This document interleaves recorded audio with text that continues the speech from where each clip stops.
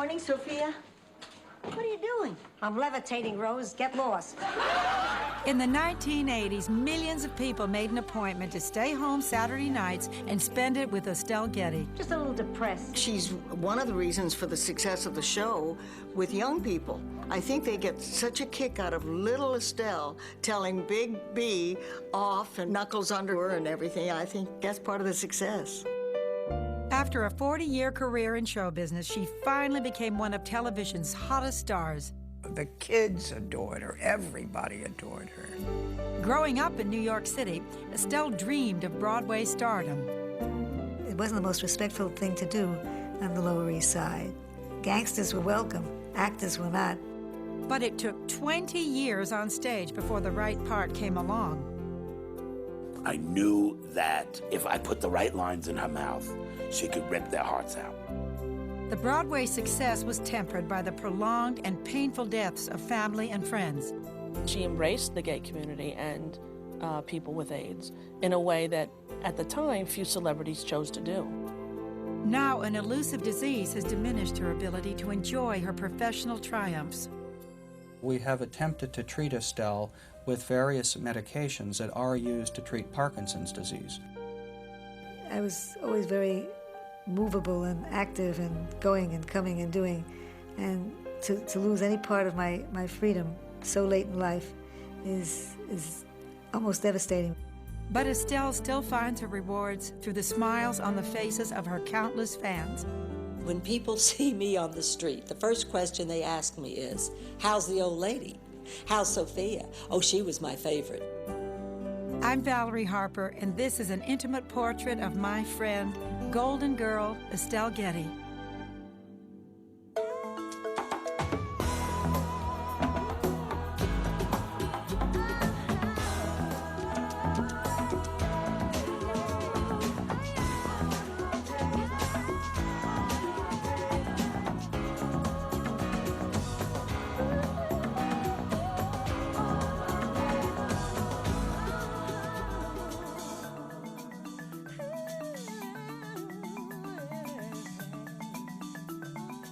Hi, Ma, where you going? Down to the boardwalk. I like to sit and watch the old guys rearrange themselves when they come out of the war. She's feisty, quick-witted, and always sharp with a comeback. Would you like a ride? No, I want to do cartwheels for 6 miles. Get your keys, let's roll. Estelle Getty shares many of the same traits with her famous character, Sophia Petrillo, from the popular television comedy, The Golden Girls. But Estelle is more than just a source of one-liners. Her affinity for others has proven that her heart is as big as her sense of humor. It's always strange to meet someone that you like a lot before you know them. You know, somebody like Estelle, who I admired her work for so long, and then to get to know her and to have her personality and her heart far exceed your expectation is very fulfilling, because oftentimes in show business, the opposite is true. People adore your mother. For me, she's my mom. Okay, and she'll always be Estelle Gettleman, Barry Gettleman's mother. And I've always related to her as that way, and no matter what a success, I was also somebody who grounded her in the fact that, no, you're my mom. And all of a sudden she'll smile and say, of course, that's what I am. You're my baby.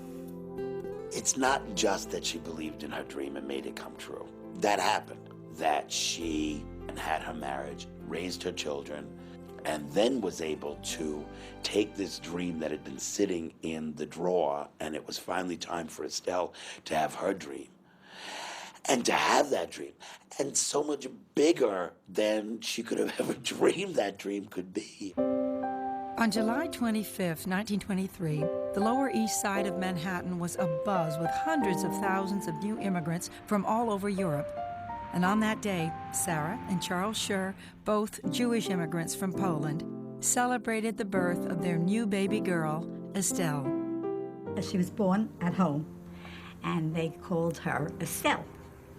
At that time, I couldn't pronounce her name. I called her Etty, and to this day, I still introduce her as Etty. The building the Schur family lived in served two purposes.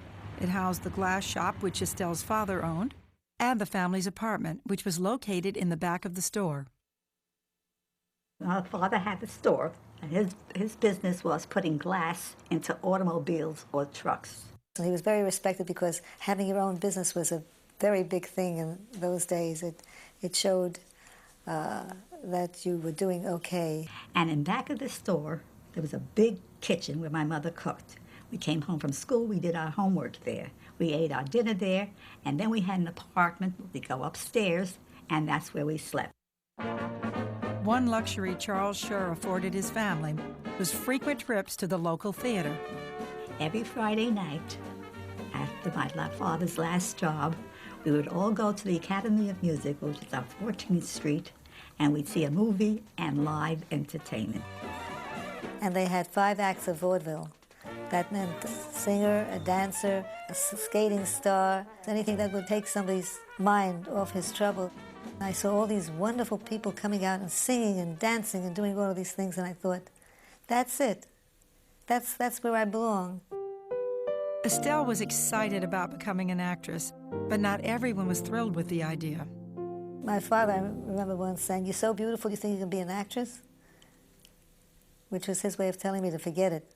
She never thought she was pretty, and she decided that she better be funny so that she could get friends and be on the winning team. After graduating high school, Estelle continued to live at home with her parents. She was expected to find a job, but she had a burning desire to be an actress. Well, people used to ask my parents, "So what's going to be with her?" And my father said, it's a phase she's going through. She'll be all right. They were a little bit nervous about that. It wasn't the most respectful thing to do on the Lower East Side. Gangsters were welcome. Actors were not. So she compromised. She found secretarial work, which would allow her to leave early to audition for plays. I was an actress, I was a secretary, and I was anything else anybody wanted me to be for money. That was the beginning of the way I was going to lead my life, and that was okay for me. During her 20s, Estelle appeared in small plays throughout New York City. It really bothered my parents a lot. They thought there was something wrong with a girl who would come home from being in Lower New York at 11:30 at night. But I did. By that time, I was already doing plays. In 1949, Estelle was at a party with her theater friends and was taken aback by a man who was able to keep up with her quick wit. He was Arthur Gettleman. I walked over to him when I was introduced, and he said, "Hello, would you marry me?" And I said, "I'll call up my beautician and I'll be right out." And we laughed, and actually we got married 9 months later. As my father tells it, he was a shy fellow, and it was in his interest to marry somebody who was very outgoing and very social, and my mother fit the bill. Estelle and Arthur settled in the Bronx, and Arthur went into business with her father at the glass shop. Soon after, the young couple had their first child, Carl. The Bronx apartment was getting too crowded for the growing family. 2 years later, after Estelle had their second boy, Barry, the Gettlemans decided to move to Queens. Well, we grew up in a place called Bell Park Gardens, and it was a real community. It was actually a cooperative that had been built for Jewish war veterans, primarily of the Second World War. Bell Park Gardens, I believe, was uniquely liberal. The constituency was such that their politics leaned in that area. We used to have a sign on our window that said, "Peace is the only solution." Estelle kept a frantic schedule and was intent on having it all. My family, I would say, was atypical in that my mother worked, which was pretty much unknown at that time. And she was a whirling dervish. She got up in the morning, she got us prepared for school, then she headed into the city. She would have her job, and then at her lunch hour, she would go out and do open auditions, run back to work. I'd come home at 3 o'clock in the afternoon when my little guy came home from school, and then I made and served supper about 6 o'clock in the evening, and then I put out all night clothes, things to go to bed with. And somebody said to me, "Do you realize you're working 4 jobs?" But I didn't really notice it at all, and it was worth it. Now, as kids growing up, we didn't realize exactly what a level of effort that took. In retrospect, it was incredible what she was doing. Nevertheless, Estelle continued to find her way onto the stage. Mom was always an actress. It was something we grew up with, and we were all aware of the fact that she was an actress. I felt like I had found a treasure, the treasure being the theater. Coming up on Intimate Portrait, Estelle meets a man who would make her a Broadway star. I said to myself, I'm stuck writing a third play anyway. Why not have a mother?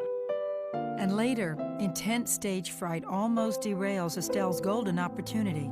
I was so terrified that I'm going to freeze in this spot and not be able to move. It was the mid-60s.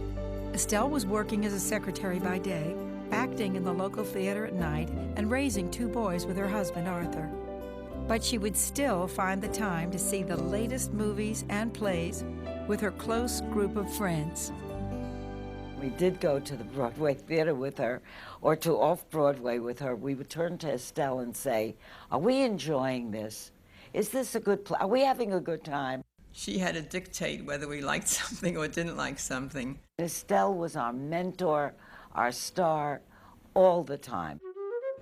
Estelle and her friends were more than just casual theater goers. They counseled each other on husbands, children, and on life's challenges. They shared tears, laughter, and food at a table in the local diner. She was always the focus of attention, even long before success. She was always the person who did a lot of the organizing, wanted to get people together, and Jewish people focus a lot of their social activities around eating, so the diner became the place. Being with women with whom I was attached by an invisible thread, all of us were. We all came from different places and lived in different circumstances, but we felt totally relaxed, and we had such fun, and Estelle was frequently the crux of all of it. We would hurriedly leave dinner for our spouses, our children, and rush to the diner. And at the diner, we had our favorite booth, and that's where we did our thing. They all sit there and talk. And all her friends were quite educated people, and people that read. We all sat together and told stories about our husbands and about our families, and laughed and laughed and laughed, and frequently they were stories that Estelle had told dozens of times, but they were still funny when she told them again. At the end of the meal, when we got the check, she would ask, tax, who had tax? It was 1976. Her children were grown, and Estelle had more time to study acting. Sometimes her own family provided the lessons. Sometimes I feel like a lot of my life was a scene study for Estelle Getty, you know. Sometimes you'd think there had been a big scene being built up there, and you wondered, you know, how much of this is just your normal family interaction, and how much of this is a play that somebody's writing. Though Estelle had pursued her career with dauntless fervor, spending over 20 years performing in small plays even made her question why she should continue. I felt like giving up because I didn't want to make myself any more unhappy than I had to be. And I thought, well, so few people do make it. I don't care whether I make it. I just want to be there. She continued to show up at the theater just for the love of acting, but stardom was about to find her anyway. She met a young playwright and was so impressed with his work that she asked if he would write a part for her in his next play. The young playwright, Harvey Fierstein, wrote a part inspired by both Estelle and his own mother. I knew that if I put the right lines in her mouth, she could rip their hearts out. I read the play, and I was smitten with it. And I asked him to give me a part of the mother. And I said to myself, I'm stuck writing a third play anyway. Why not have a mother? And I went home and I wrote the third act of Torch Song, which is called Widows and Children First, with Estelle in mind. Not only did Estelle play the part of the mother, Mrs. Beckoff, on stage, but she became a surrogate mom to all the other actors. She was the only one in the cast that had a job. She was still his secretary at that time, and she was the only one in the cast that could afford to buy dinner. She was the only one that had a car. She was the only one who had her home. She's the only one who had a real life. The rest of us were sort of vagabonds. So Estelle was like, and it wasn't just an age thing, Estelle was like a grown-up to us. So we had to listen to her. Torch Song Trilogy dealt with a wide range of highly controversial issues for the 70s, such as homosexuality, AIDS, and cross-dressing. Estelle was not fazed in the least by its subject matter and was very proud to be associated with the show. she loved the theater, and she loved experimental theater, and she hung out at La Mama, and at La Mama there was drag queens and, you know, and all that kind of stuff, and I think that she didn't have a problem with it, and I think that Arthur did whatever he was told by Estelle, and, you know, and Barry, and they, you know, that's who their mother was. Mom says, let me take you backstage to meet Harvey. And I walk backstage, and there's this 6-foot, you know, 300-pound drag queen shaving his legs and putting mascara on, and I was just taken aback, to say the least.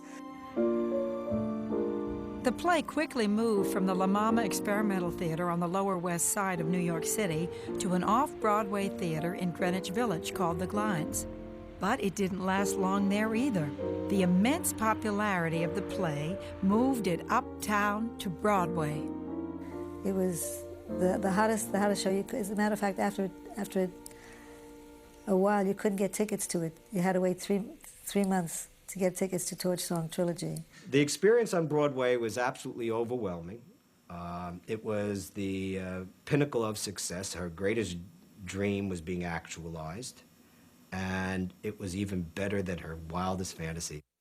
It was an amazing performance and an amazing show. And, you know, nowadays plays about people being gay and AIDS and homophobia and the life of alternative lifestyle, drag queens. It's almost commonplace. You know, it's on sitcoms now. It's not, but at the time, that was a very profound play to be in.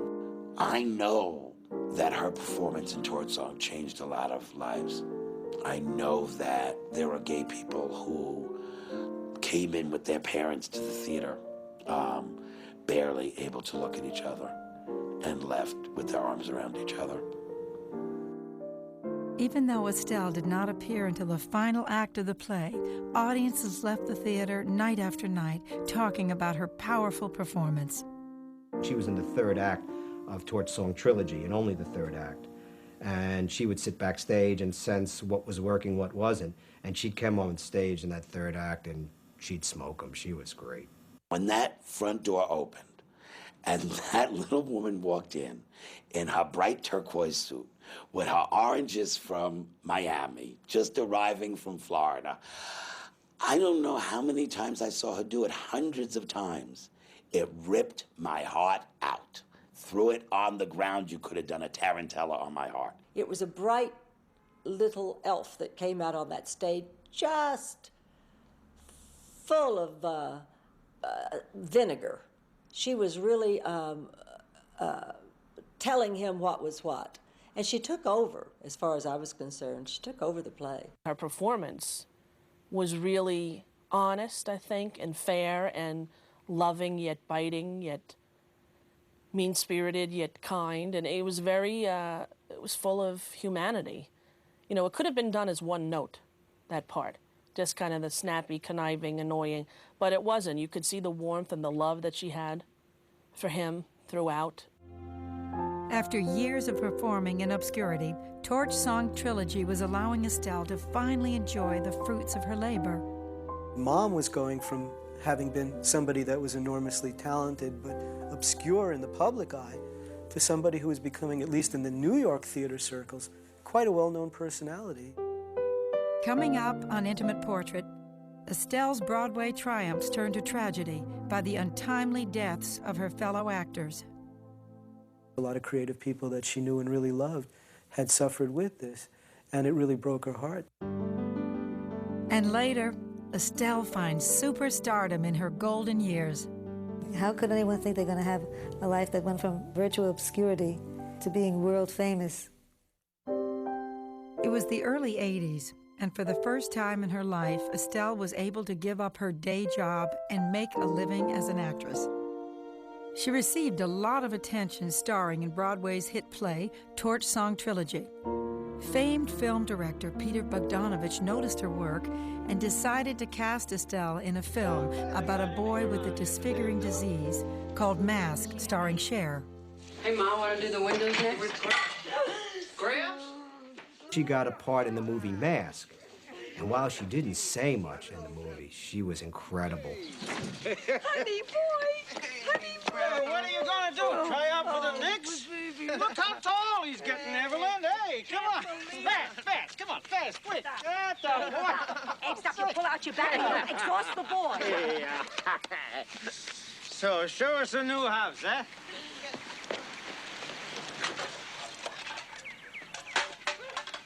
Abe, don't start anything. Yeah. You promised, Abe. All right. She decided that she was no longer just a mother and a wife.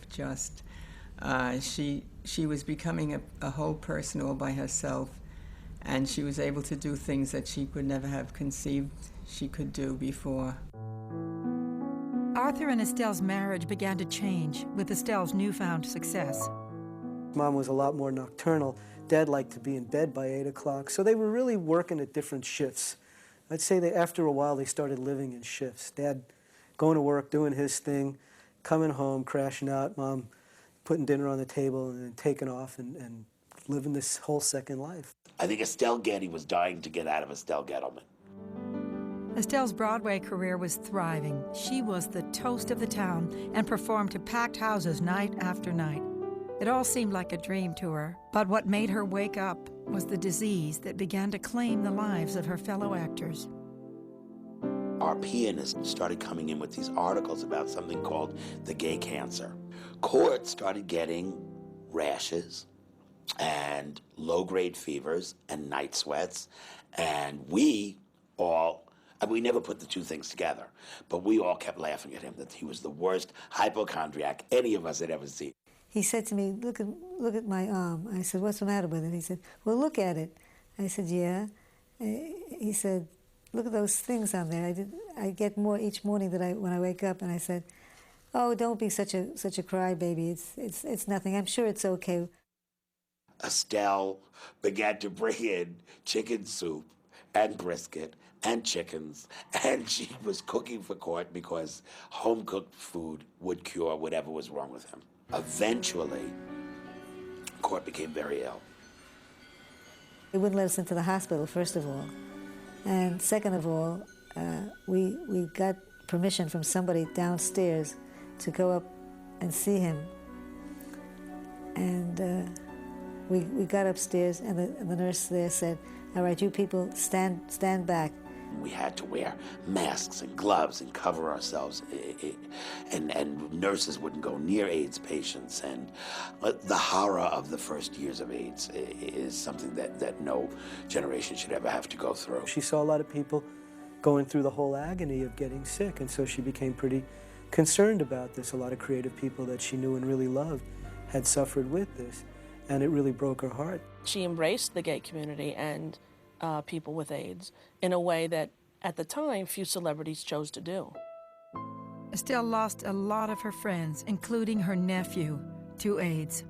She would use her newfound celebrity to fight this disease. Every single AIDS event that I've ever been to, she's there. No matter what state of health she's in, she is always there. And I think that that's a true testament to her conviction. I don't know why more isn't being done. We've spent enough money on things not nearly so meaningful, but still it goes on. In the mid-'80s, Estelle left the Broadway stage and went on tour with Torch Song Trilogy. Her last stop was Los Angeles, where it became a big hit, and Estelle began to meet many power brokers and Hollywood celebrities. She had been touring for 4 years in Torch Song Trilogy, and she had come to Los Angeles in Torch Song, and I'd gone to see it, and she'd been so wonderful.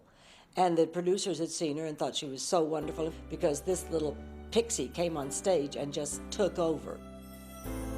Those producers called her in to audition for a television pilot called The Golden Girls.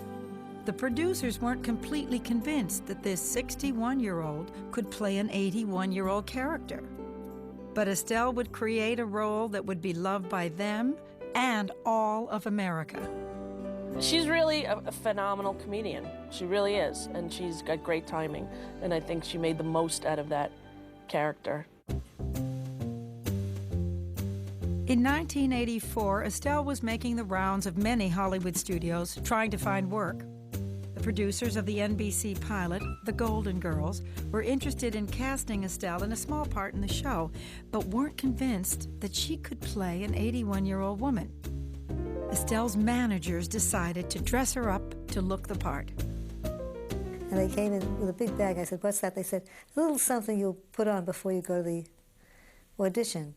She sits me down, my manager, and she puts powder on my hair, and she takes out this dress, which is now down to my ankles, and needs 3 belts to keep it up, and little white gloves that they haven't worn in 100 years. And she said, "Now you look like the part."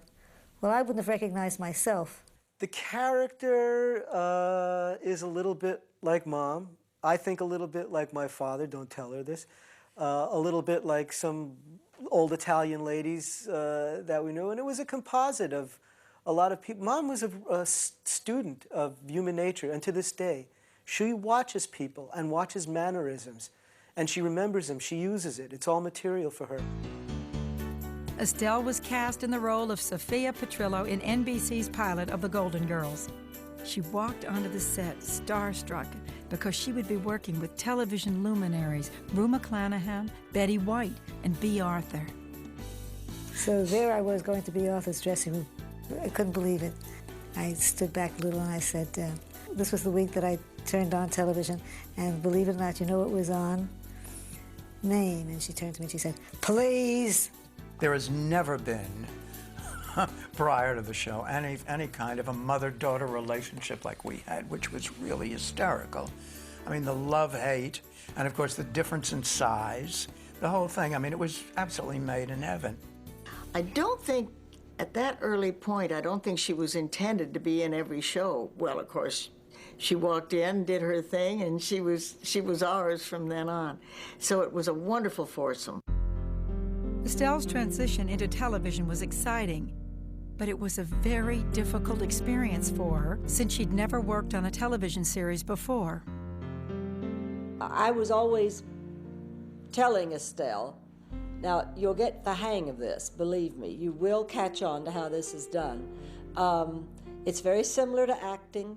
It feels like acting, except that the timing is just one beat off because you have to wait for that camera to get to you. And Estelle was just there frozen. You thought she's never going to be able to take a step out on that stage. I was so terrified that I'm going to freeze in this spot and not be able to move. And yet my mouth was going.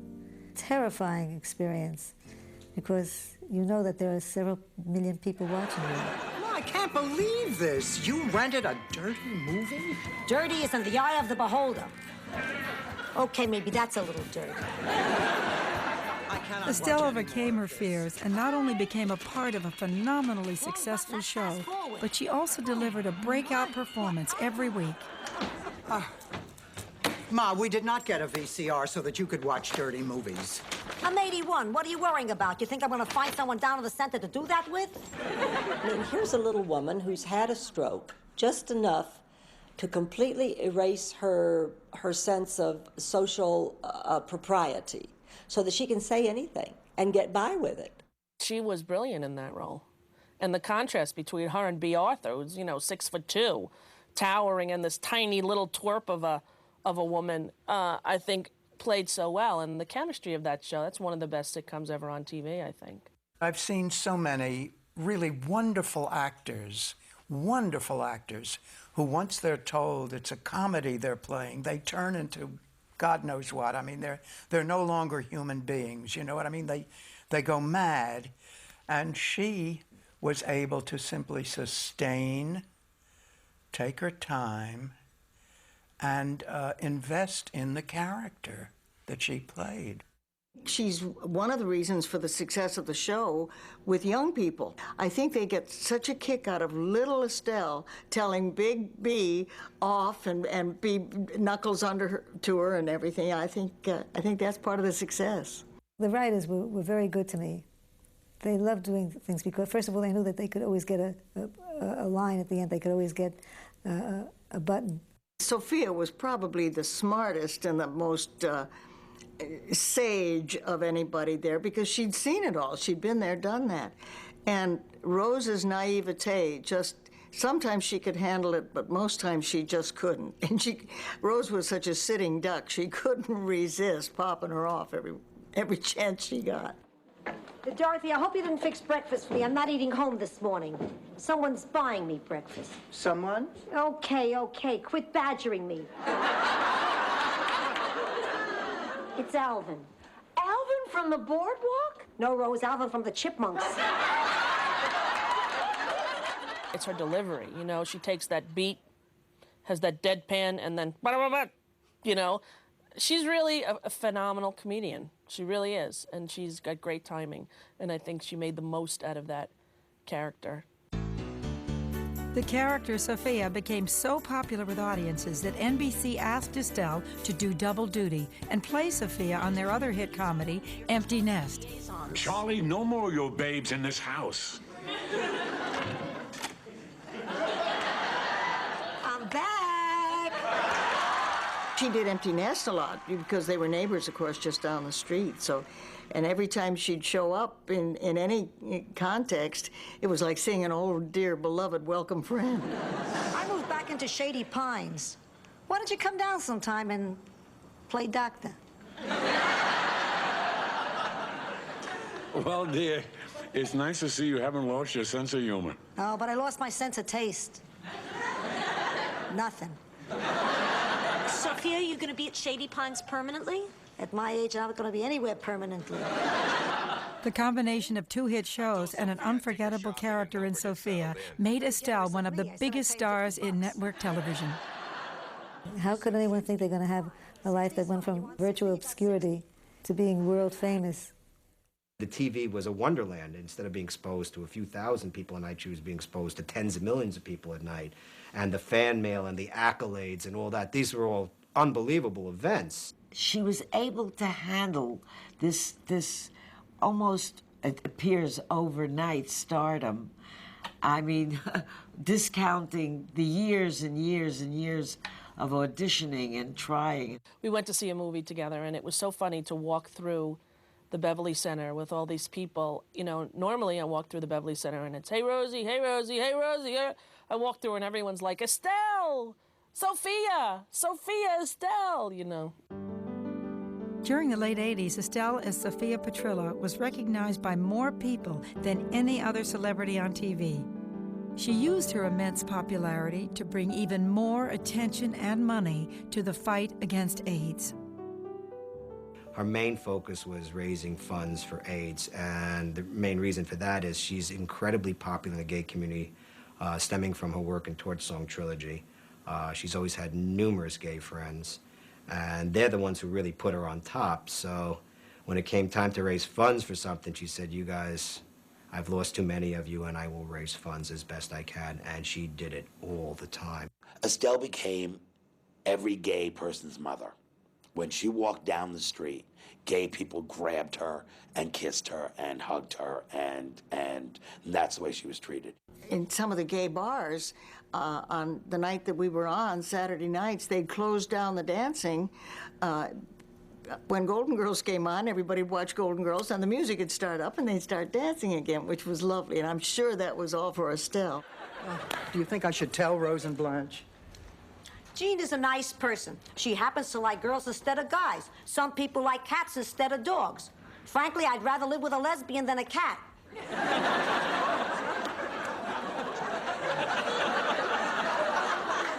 Unless the lesbian sheds, that I don't know. With stardom, Estelle's life changed rapidly, but her husband Arthur didn't like the fast-paced Hollywood lifestyle and didn't want to move to Los Angeles. Estelle and Arthur agreed to live apart, but the two remained married. They're still married, you know, they're still a couple in some sense, even though they lived their lives apart. It was a funny marriage always, in that my mother was pursuing the theater all the time, so they didn't really spend a lot of time together to begin with. So when they asked my mother to move out to the West Coast to pursue a career out there, my father encouraged her to do it, but he had a business to run. I haven't lived with my rabbi in years. No, really, I mean, just because people live together doesn't make it a good marriage. Just because they don't doesn't make it a bad marriage. It was a major decision for her to move to California and leave her whole life as it was. And I don't think she ever regretted it because, of course, she was so highly successful, and she and her family would stay in touch, of course. But it's a major adjustment. They always say to me, "How long are you married?" I said, 52 years. You're married 52 years. How do you keep a marriage like that going and be exciting and interesting? I said, how the hell should I know? In 1988, Estelle was acknowledged by her peers with an Emmy Award for Best Supporting Actress for her portrayal of Sophia. Picture it, California, 1988. This is such a big thrill, and I know that I can't take too much time, but I want to thank the immediate world. But she was even more grateful for the opportunity she had to make millions of people laugh on a weekly basis. If I've done anything to make something easier or more genuine or more caring because of something I said or did, then I'm glad. In 1991, the Golden Girls completed 7 successful seasons when B. Arthur decided to leave the show. I had told all of them that I wanted out. I thought 7 years was enough. The Golden Girls may have become part of television history, but Estelle and America weren't through with Sophia just yet. In 1992, after The Golden Girls finished its run, the producers decided to continue the series without B. Arthur and rename it Golden Palace. Estelle, Rue, and Betty were on their own. The idea was that these 3 ladies, after this protected environment where they all protected each other, had to go out and face the world. They bought this hotel in Miami, and they had to really face life, which they hadn't had to do to that extent in the other format. I think she really had more fun in Golden Palace than she had in Golden Girls. I saw a weight lift off her shoulders when we went into Golden Palace, and I think she truly enjoyed every week of that. Golden Palace couldn't quite seem to find its audience and was canceled after only 1 year. Unfortunately, the writing would fall back on characters that we all knew and that people wanted to see. So pretty soon we were doing Golden Girls in the lobby rather than approach life for these women. In 1993, Estelle finally retired Sophia and a part of television history. Since then, she appeared in a few television and movie roles. But something changed about Estelle. The work began to be more difficult for her. My mother does not have the physicality to enjoy the benefits of a success. She did for a while, and then her mobility was compromised, and it saddens me. Estelle's walk was different. Her speech was slowed up, very slow. Her responses were slow, and her gait was off at times, and there were times when we were talking when she would drift, and we were all extremely concerned. With respect to her difficulties with moving and balance, the most we have been able to say is that she has a disorder of her walking and she has a disorder of her balance, and that it fits a Parkinsonian syndrome. We have attempted to treat Estelle with various medications that are used to treat Parkinson's disease. So at times, people who take these medications may appear to be a little bit confused, or they may have difficulty concentrating or remembering things. I keep hoping they'll get physically better so that I'll be able to do some of the things I want to do. Do I do it? Sometimes I do. Most of the time I don't. And that I've encouraged Estelle to remain as positive as she can and not to withdraw from her friends and not to withdraw from social interactions, but to keep as active as possible on a day-to-day basis. Mom always said, you know, her favorite sound was the sound of human laughter. And I still think for Mom, that's the paramount importance. She's somebody who likes to entertain. If she were to meet you, she wants to entertain you. With the memory lapses and the losses and the diminished capacities, she no longer functions so much as an entertainer as she used to. And she really lived to entertain people. It's hard. I was always very, very movable and active and going and coming and doing. And to lose any part of my freedom so late in life is almost devastating. At 77 years old, Estelle Getty continues to bring smiles to the faces of the people she meets with her wit and charm. She still receives huge amounts of fan mail, and she now realizes what a difference she's made for millions of people by allowing them to forget about their worries for a moment and laugh with their favorite Golden Girl. There's people whose whole day revolves around seeing Golden Girls, and the high point of their day is seeing Estelle Getty, you know, peeling off one-liners in Golden Girls. And I think Mom wants to let those fans know that, you know, she appreciates, you know, that and is glad that she was able to bring some joy and some happiness and certainly laughter into people's life. What greater gift in life than to make people smile for a living? That's great. You take the pressures off. For a half hour, they get to laugh, and they feel so much better about life. And that's what almost everybody has expressed to me. Your mother has brought great joy to my life. I just miss working with her. I don't think there'll ever be another relationship I have that will be quite as fulfilling as that. I must tell you, when people see me on the street, the first question they ask me is, how's the old lady? How's Sophia? Oh, she was my favorite. And I always say, wait a minute. You're talking to me and she's your favorite. But I have to admit, she was my favorite too. So I think that's what she'll remain. I think she'll remain people's favorite.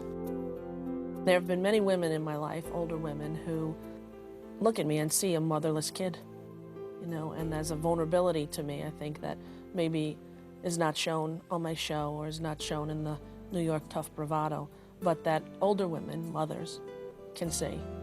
And so I think for her, I'm the daughter that she didn't have, and for me, she's the mom that I didn't have. And it's a nice match. I've always wanted to make people laugh, and that's all I've ever directed my life towards, is making people laugh.